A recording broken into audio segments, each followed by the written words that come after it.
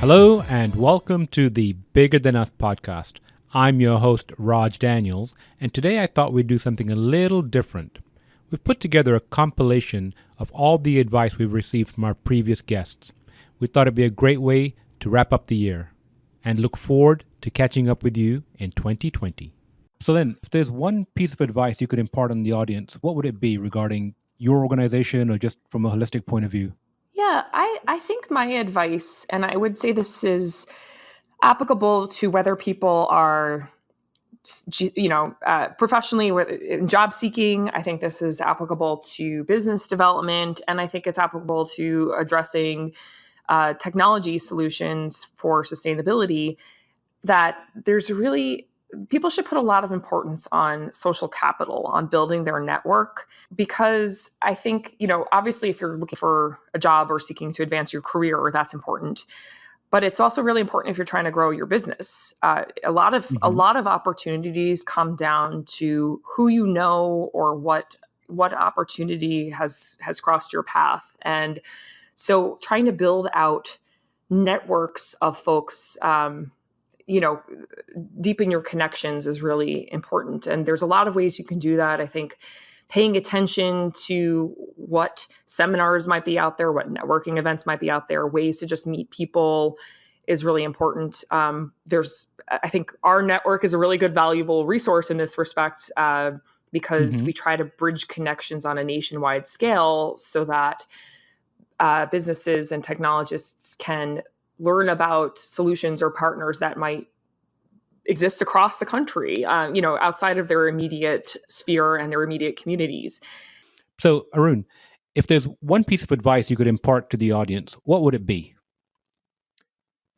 My advice to the audience is think about what you're passionate about and what you can do to make the world a more just, more sustainable, a better place, right?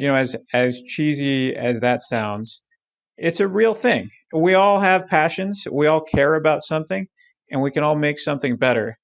And go after that and find a way to make it better in a way that produces real value and go after that.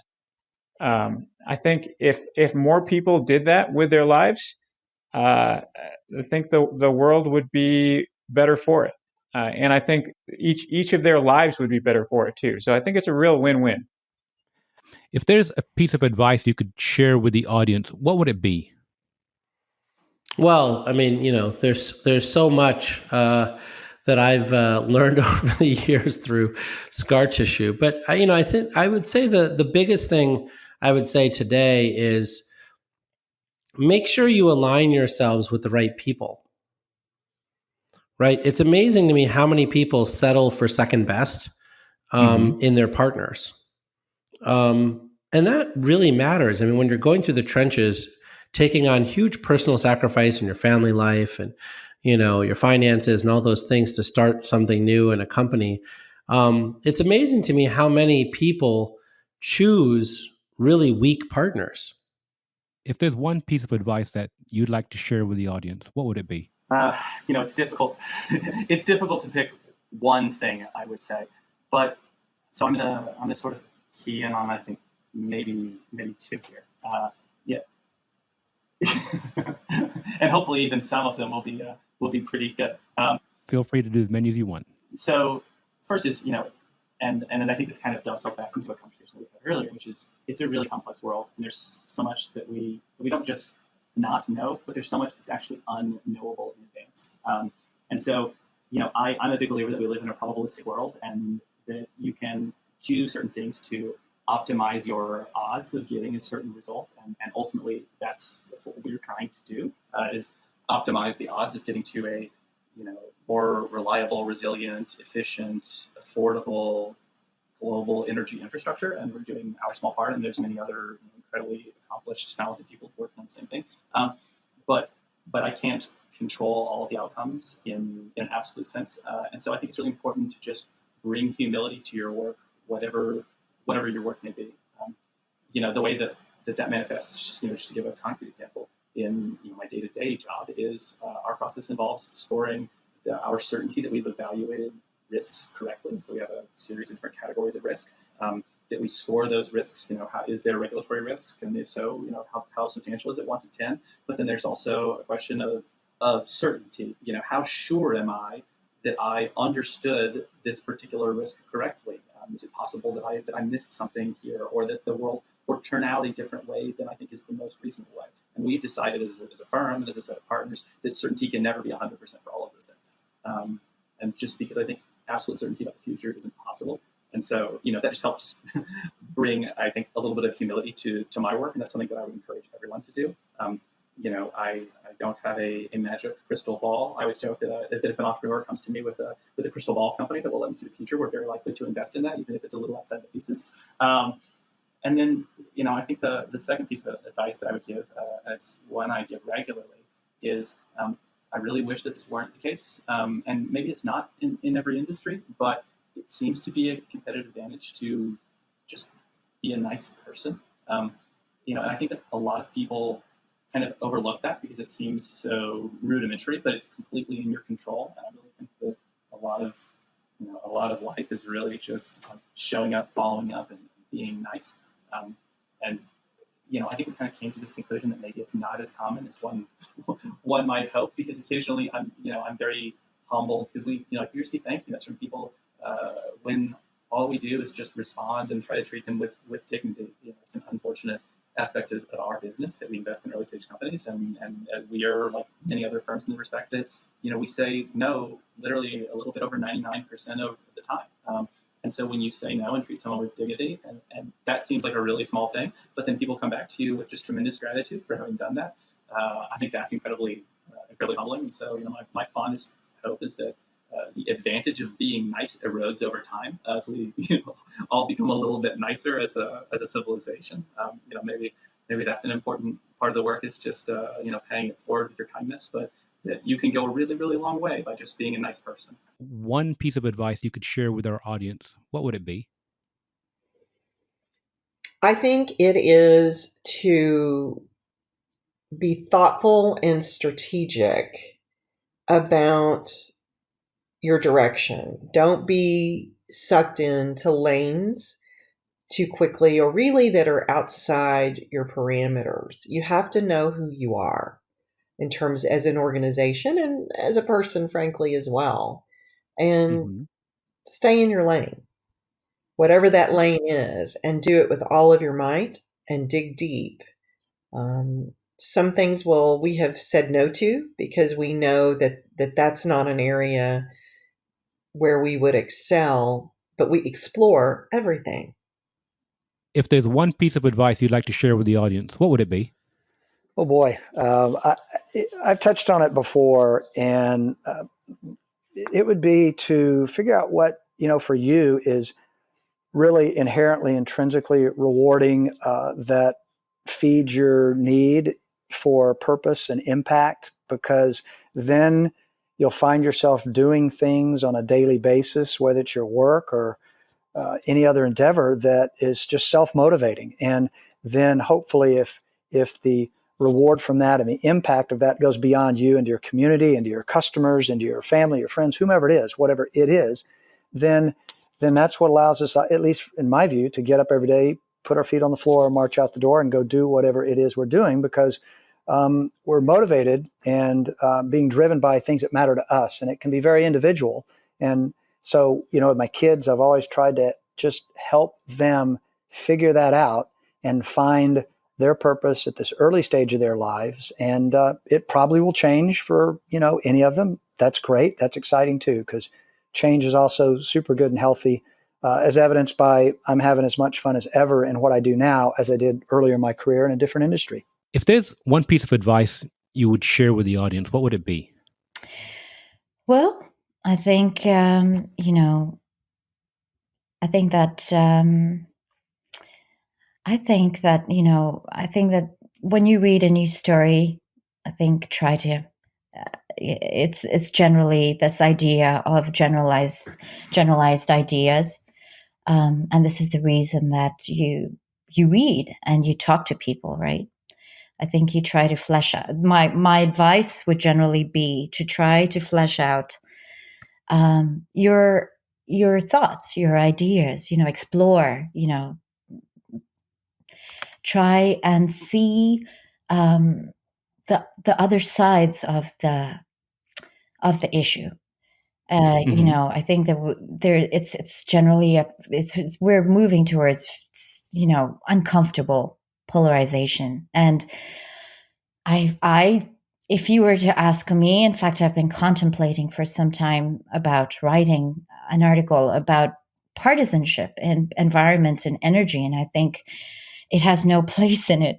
Generally, I think that the reason that sort of those ideas seep into this type of business is because people tend to exploit generalizations. And so I think,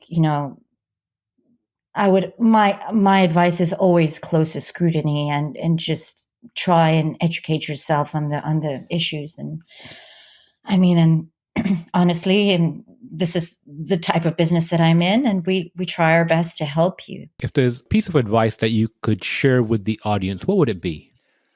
Yeah, I love that question. And there are so many pieces of advice that have helped mold my career that it is hard to pick one. But one that I feel like is almost universally applied is always just asking why. It's that curiosity that I feel like trumps intelligence any day of the week. If you're interested in why, you can typically find a better way to do things. With the cleaning example, for instance, just asking why are there so many different types of cleaners? Why are they shipped this way? Like it's probably easier to assume that, well, these companies have figured it out. They've been doing it for a really long time. Like there's no point in questioning it. It's always been done that way. Yeah. And I think, we see a lot of reinvention happening nowadays, which is a positive thing because companies, industries in general, they get stuck. They get, trends outside of the industry change that impact them. And they don't change with it for any number of reasons. But I think that stasis is an opportunity for people if they're looking to, whether it's I want to be an entrepreneur or I want to, go find a company where I can go make a difference. Like asking those why questions will really, I think, inspire you to pursue something. And it's just a natural curiosity is going to be your best ally. If there's a piece of advice that you could share with the audience, what would it be? So let me walk the walk of the methodology that I gave you. Who is our audience on this show? Or which segment of your show's audience would you like me to address that to? Well, I'll tell you who the broader audience is. The broader audience is individuals that are interested in hearing the stories of individuals that are part of this sustainability renewable movement. That's the broader audience. If I could bring it even narrower, what we're finding is that there are many in the development community in renewable and sustainable. There are people that are interested in the financing of projects. So that's a more narrow focus, but the broader focus is actually, I'm trying to uncover individuals like you and why you've been part of this journey.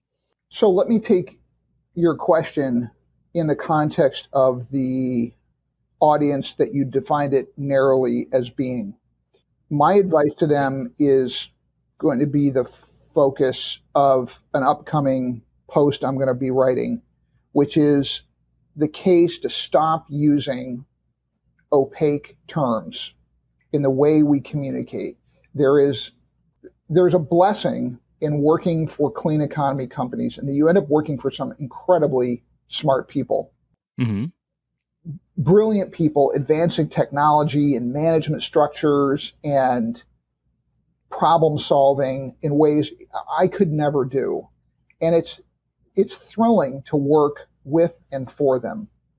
At the same time, that brilliance ends up almost handicapping them from communicating in ways that follow the current rules of the road. What we're seeing is that Americans spend 5.7 hours a day on screens and counting. We're bombarded with estimates from 15,000 to 55,000 messages a day. And there's controversial estimates about the attention span of people that's going south of 8 seconds. Mm-hmm. And the point is that you have less and less time to get and hold attention. Therefore, shame on you if you use jargon, if you use acronyms, if you use non-conversational language. We have in our firm what we call the supermarket checkout line test. So when we message a company, can you use that messaging next weekend if you're in line at Whole Foods and the person behind you asks you what you do? Can you explain to them in terms that they can get? If that person works at a retail store or drives a truck or stocks grocery shelves for a living, can you explain it to them? Richard Branson once said, any fool can complicate something. It takes a master to simplify it.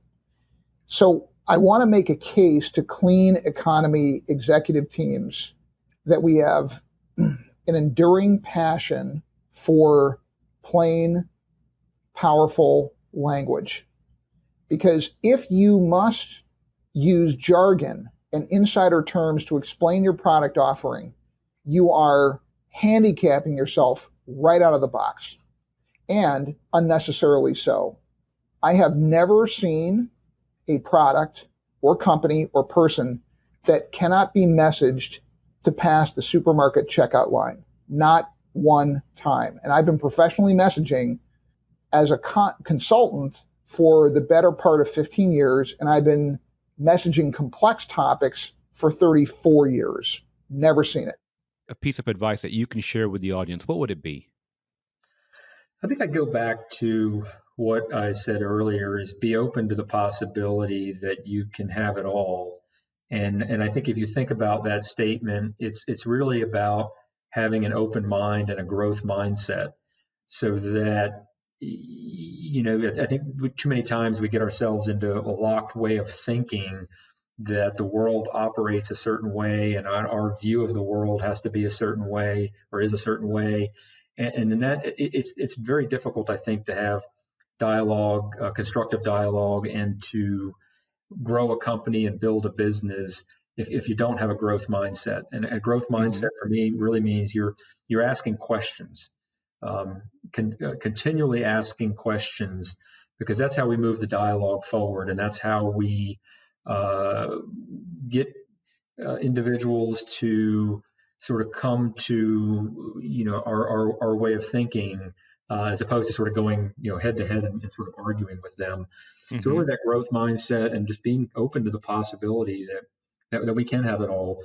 Be open to the possibility that we can solve all of the great challenges we have around climate change and global warming, and also have positive economic growth and create companies and businesses and new business models. I think that to me is just, is where we need to go and how we're going to get there. So I would say be open to the possibility that you can have it all, that you can do it all, and start with that frame of mind. If there is one piece of advice you could share with the audience, what would it be? I would say be open to change. I've heard a lot of quotes by very smart people that say things like people only change for two reasons. Either they have to or they want to, which is very true.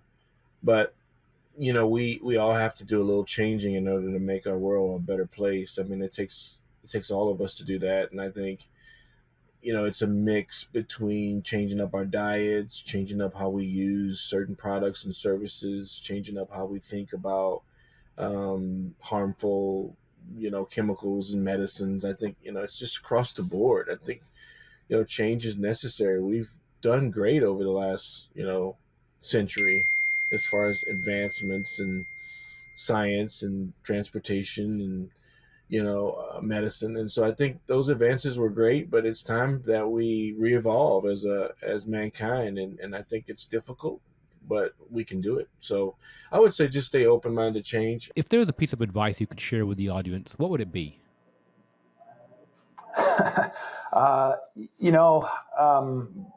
given what we just talked about, I think what I would say is, if you really look inside yourself and you understand what it is you want to do and what it is you are most passionate about, you will most likely also discover what you are best at. And that's another thing I see young people sometimes doing, is they think they just want to go and make some money, so they move to New York City, or they just get involved in an investment business so they can make their first million or their second million.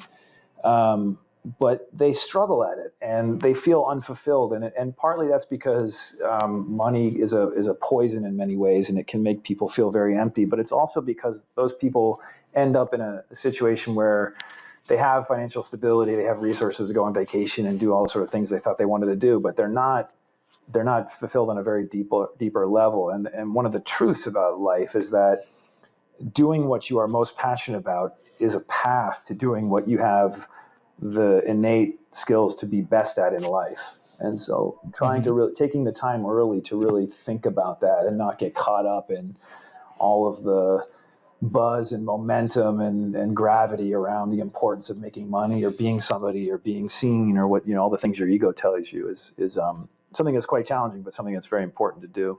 What advice would you give the audience regarding sustainability, or perhaps something they could do to help contribute to lessening the impact? Well, I mean, the simplest thing that people can do on this planet is to make a difference with their fork. I mean, the power of their fork in making food choices is tremendous. That everyone could do that. It doesn't require you to, have to have the resources to build a building or lessen your impact or drive an electric car or anything.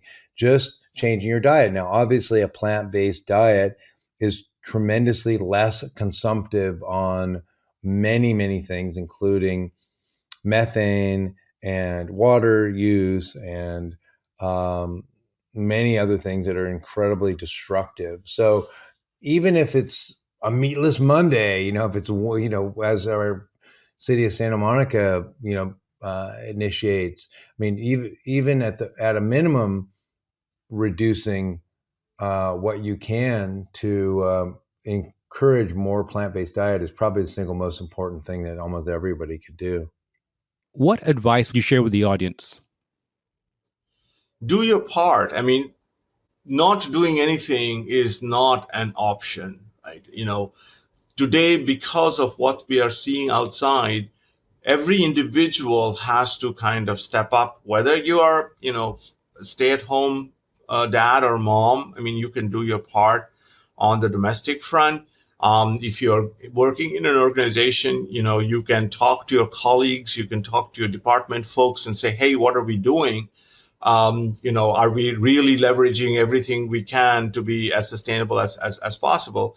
Maybe you are an MBA student, and then you can think of, okay, what kind of life do I want to lead kind of going forward? Should I not kind of, take more classes in sustainability? I feel that each of us, all of us, can be what I call a sustainability generalist.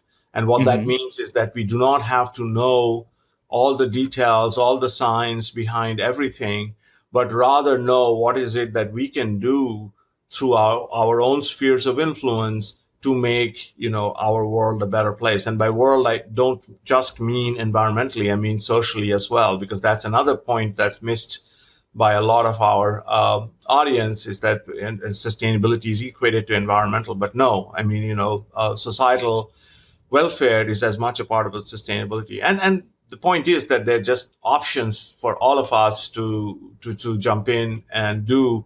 And these refrains of kind of, oh, it's too little too late, or what difference can I make by myself? These are precisely wrong. I mean, doing something about it is vaguely right, I think, and can take us in the right direction. But inaction is precisely wrong at this point. If you could share some advice with the audience, what would it be? The first thing is, whatever you do, if you're looking for that next assignment, do something that scares you. We don't grow as individuals if we don't make mistakes, at least small ones. And if we don't do things that we're initially uncomfortable with embracing, the best and most satisfying jobs are usually ones where you, at the beginning of it, and it happens to me with consulting assignments where you go, how am I going to tackle this? I know I'll be able to figure it out, but I don't know all the answers right now, but I think I have the skill set and the tools to do it. But then through the process, you learn and you grow and so on. So step one is absolutely do something that scares you on occasion. Step two is whenever you're looking for that job, whether it's consulting or with other people, look for culture.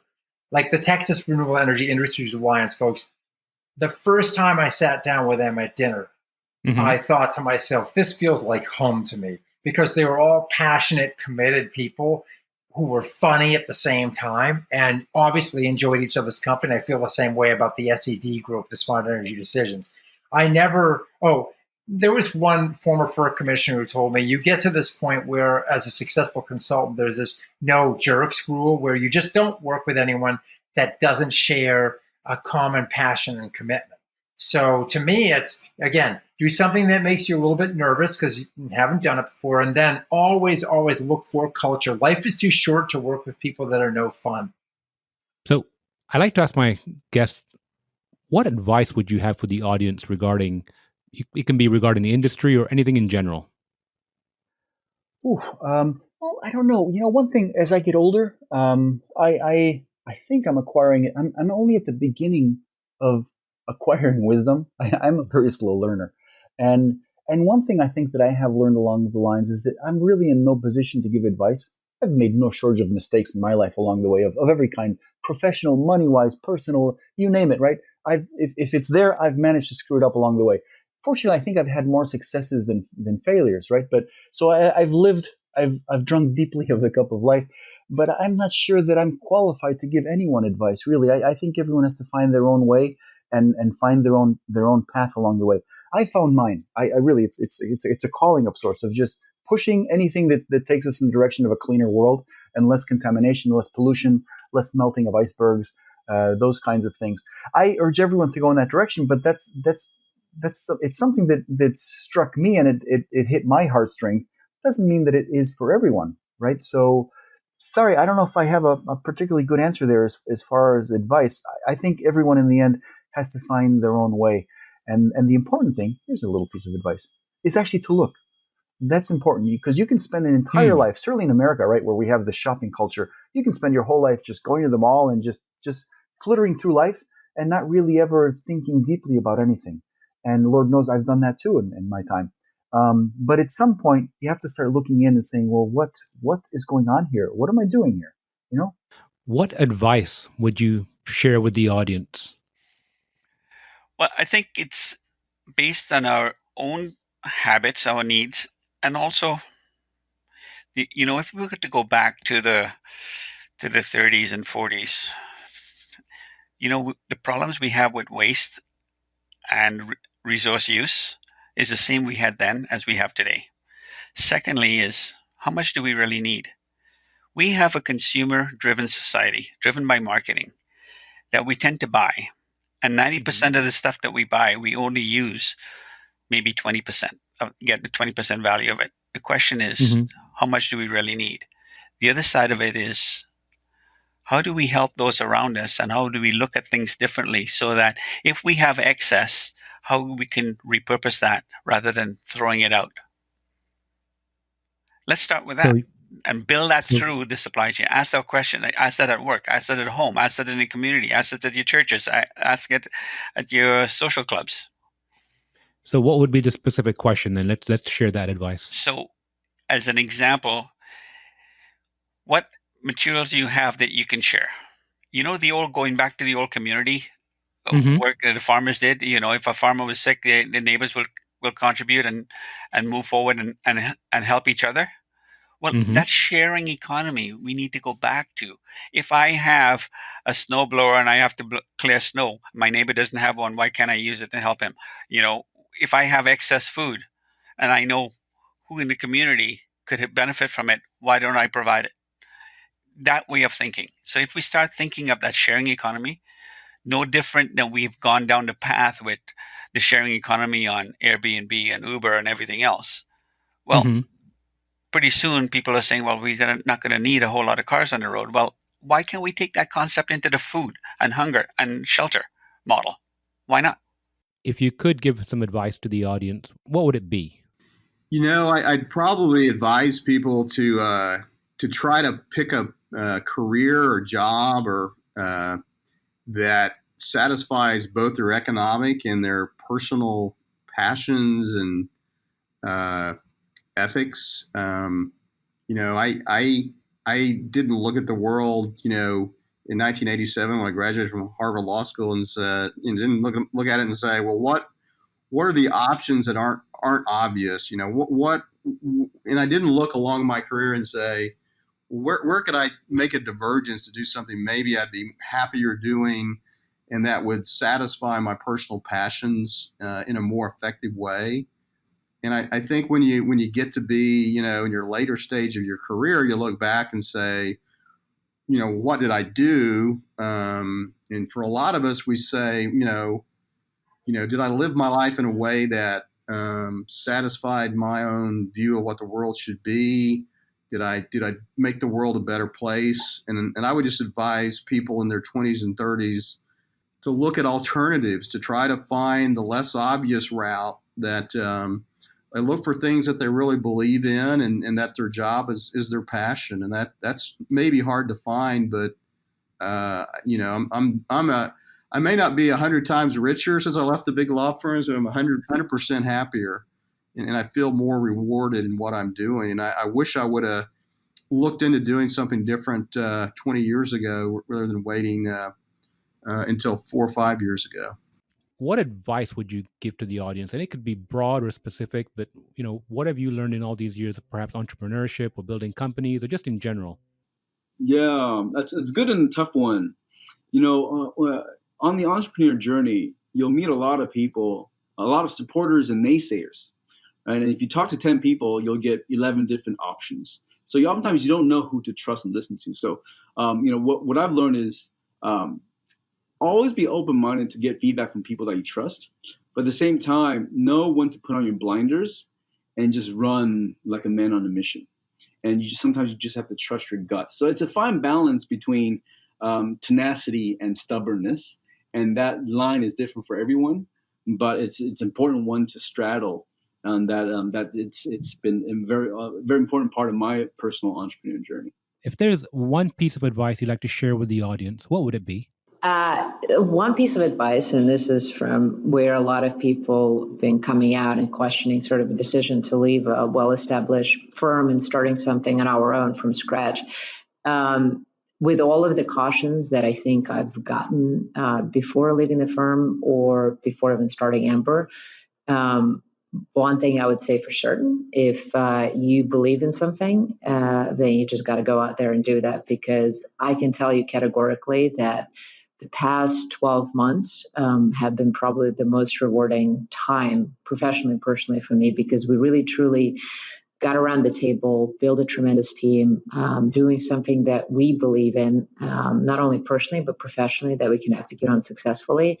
And this is by far the most challenging thing I've ever done, but it's definitely been also the most rewarding. No, not to say you just got to throw stuff on the wall to see if it sticks, but if you have a good plan, you really, and as scary as it may be, going for it would be something that you'd never have to regret doing. So go for it, but have a plan in hand, correct? Yes. Yeah. I'm a real asset investor. Now, you can't expect anything less from an infrastructure person. So you really take that leap, but have all the best of the bells and whistles stuck in all of your little pockets, so that you're ready for everything that may come. But taking that leap is, it really is something that I will never regret. Something that every day when I get up, I get driven by getting to the point we are, to the next step, and just continue building on the platform that we started on together. So, well, that's all the advice we have for you this year. A big, heartfelt thank you to all of our guests and you, our listeners. And on behalf of our Bigger Than Us team, I'd like to wish you a happy, healthy, and prosperous 2020.